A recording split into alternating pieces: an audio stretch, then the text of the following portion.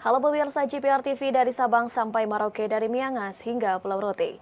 Bertemu lagi bersama saya Bilki Sabila dalam program Juru Bicara. Pemirsa, siaran televisi analog se-Jabodetabek dan ratusan kota lainnya dimatikan sejak 2 November 2022 lalu. Transisi tentulah tidak mudah, membutuhkan sebuah proses. Namun ini telah disambut baik oleh masyarakat dan tentu saja siaran TV digital dapat memberikan pengalaman untuk menyaksikan tayangan yang lebih berkualitas. Namun kiranya apa saja yang menjadi kendala dan juga bagaimana dengan pendistribusian set-top box di wilayah Jabodetabek dan nasional lainnya? Kita akan membahasnya hari ini bersama dengan Dirjen IKP Kemenkominfo Republik Indonesia, Bapak Usman Kansong. Assalamualaikum, selamat malam Pak Dirjen. Waalaikumsalam, selamat malam Bilkis. Baik, Pak Dirjen, 1 bulan telah berlalu sejak diberhentikannya siaran TV analog di wilayah Jabodetabek. Pak Dirjen, boleh dijelaskan kepada masyarakat mengenai bagaimana pendistribusian untuk set-top box di wilayah Jabodetabek dan juga nasional lainnya. Silakan. Iya, baik. Jadi pada tanggal 2 November 2022 kita melakukan ASO atau analog switch off. Dan pada saat itu distribusi set-top box di wilayah Jabodetabek yang menjadi tempat atau menjadi wilayah analog switch off 2 November 2022 berkisar di angka 96 sampai 97%. Masih ada sekitar 3%-an begitu yang belum terdistribusikan. Nah, untuk itulah Kominfo membuka 6 posko fisik.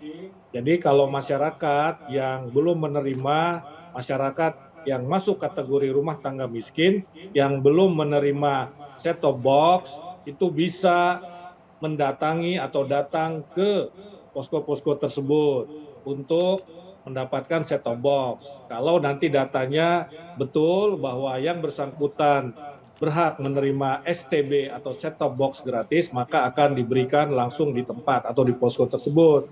Selain itu, kita pun menyiapkan hotline 159. Kita juga menyiapkan semacam website, ya, cek STB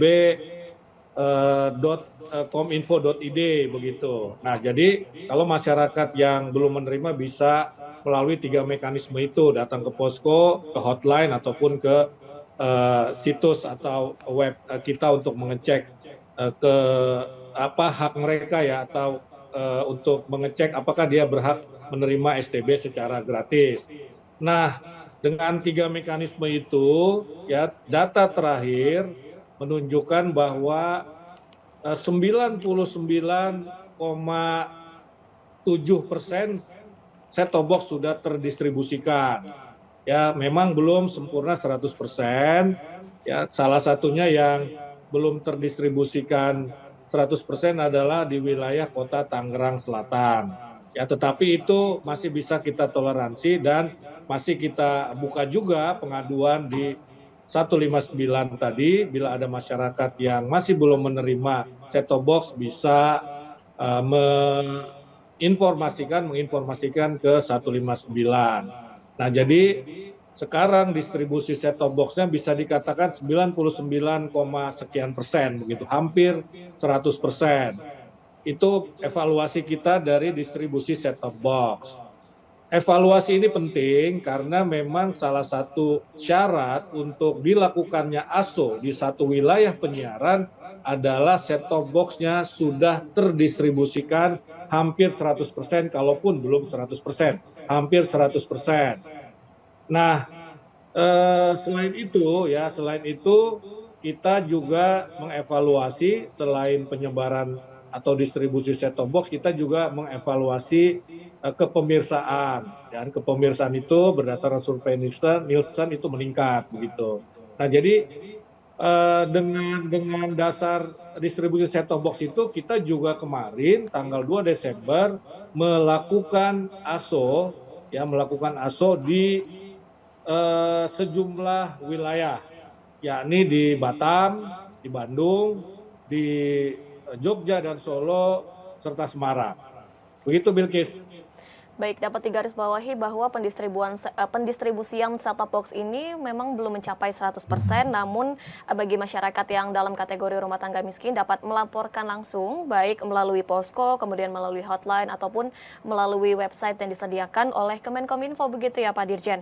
Iya. Dan kemudian untuk respon dari masyarakat sendiri ini dapat dikatakan bahwa menyambut baik dengan adanya siaran TV digital, dan juga secara bertahap ini menandakan bahwa kerja keras dari berbagai pihak ini terkait selama 2 tahun mengenai analog switch off ini dapat dikatakan berjalan baik, begitu ya Pak. Iya, Tentu. iya. Jadi begini, kalau dilihat dari kesiapan masyarakat, bagaimana sih kesiapan masyarakat, bagaimana antusiasme masyarakat, itu bisa kita lihat dari meningkatnya kepemirsaan TV digital. Berdasarkan survei Nielsen, waktu kita terapkan ASO tanggal 2 November, itu di Jabodetabek misalnya, kepemirsaan TV digital baru 45%. Nah, tetapi begitu 1 bulan berjalan, kepemirsaannya naik menjadi 70%. Artinya terjadi peningkatan sekitar 70-80%. Kenapa bisa begitu? Karena memang masyarakat yang di luar rumah tangga miskin kemudian mengadakan set-top box-nya secara mandiri, membeli sendiri, apakah itu di toko elektronik ataukah melalui e-commerce atau loka pasar. Nah, jadi mereka antusias untuk mengadakan secara mandiri set-top box-nya, membeli sendiri set-top box-nya atau TV digital. Ya, TV digital. Ini menunjukkan sekali lagi adalah kesiapan dan antusiasme masyarakat. Memang berdasarkan survei yang dilakukan oleh Kompas, masyarakat mengatakan mereka baru membeli set-top box-nya setelah siaran analog dimatikan beralih ke TV digital. Nah, ini terjadi, dan peningkatan kepemirsaan itu bukan hanya terjadi di Jabodetabek, juga terjadi di seluruh kota yang oleh Nielsen disurvei, ya ada 11 kota. Misalnya Bandung, Semarang, Palembang, Medan, Banjarmasin, Denpasar, kemudian Surabaya, Yogyakarta, Solo. Nah, jadi terjadi peningkatan kepemirsaan, dan itu menunjukkan antusiasme dan kesiapan masyarakat beralih ke TV digital. Karena migrasi ke TV digital ini keniscayaan begitu, yang tidak bisa kita bendung lagi. Baik, peningkatan jumlah pemirsa ini dapat dilihat dalam survei yang diadakan, dan juga ini dapat dilihat dari meningkatnya jumlah set-top box mandiri yang ingin dibeli oleh pemirsa. Namun kita semua ini juga ingin tahu, Pak Dirjen, mengenai bagaimana ini cara membeli untuk set-top box mandiri. Namun kita harus jeda terlebih dahulu, dan pemirsa tetaplah bersama kami dalam Juru Bicara kali ini.